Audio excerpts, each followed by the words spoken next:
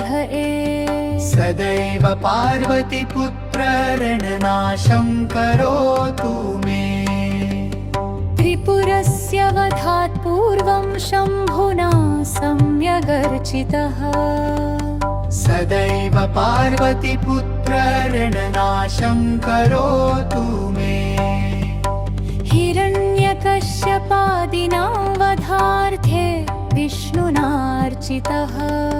सदैव पार्वतीपुत्ररणनाशं करोतु मे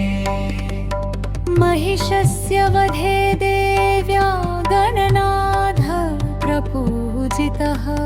सदैव पार्वतीपुत्ररणनाशं करोतु मे तारकस्य वधात् पूर्वं कुमारेण प्रपूजितः सदैव पार्वतीपुत्ररणनाशं करोतु मे भास्करेण गणेशो हि पूजितश्च विशेषतः सदैव पार्वतीपुत्ररणनाशं करोतु मे शशिना कान्तिवृद्ध्यर्थं पूजितो गणनायकः सदैव पार्वतीपुत्ररणनाशं करोतु मे इदं ऋणहरं स्तोत्रं तीव्रदारिद्र्यनाशनम् एकवारं पठेन्नित्यं वर्षमेकं समाहितः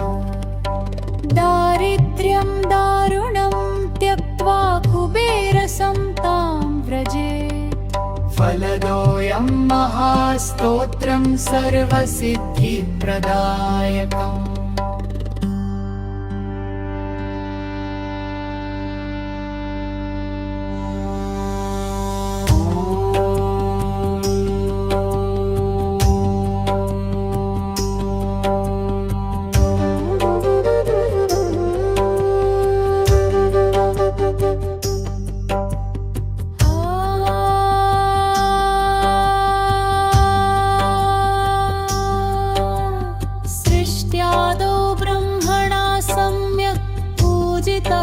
फलसिद्धये सदैव पार्वतीपुत्ररणनाशं करोतु मे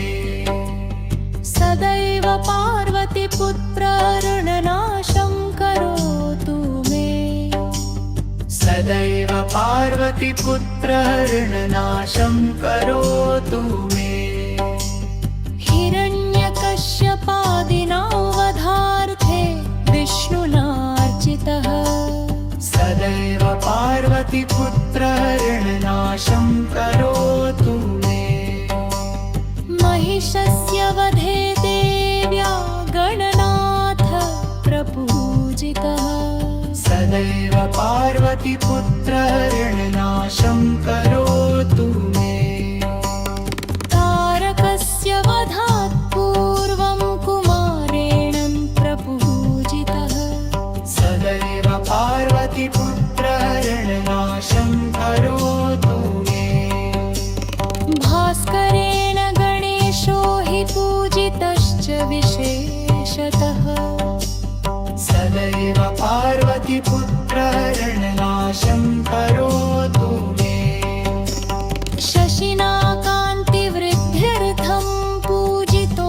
गणनायकः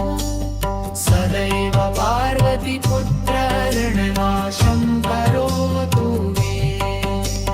शशिना कान्तिवृद्ध्यर्थं पूजितो गणनायकः सदैव पार्वतीपुत्ररणनाशं करोतु मे इदं ऋणहरं स्तोत्रं तीव्रदारिद्र्यनाशनम् एकवारं पठेन्नित्यं वर्षमेकं समाहितः दारिद्र्यं दारुणं त्यक्त्वा कुबेरसंतां व्रजेत् फलदोऽयं महास्तोत्रं सर्वसिद्धिप्रदायकम्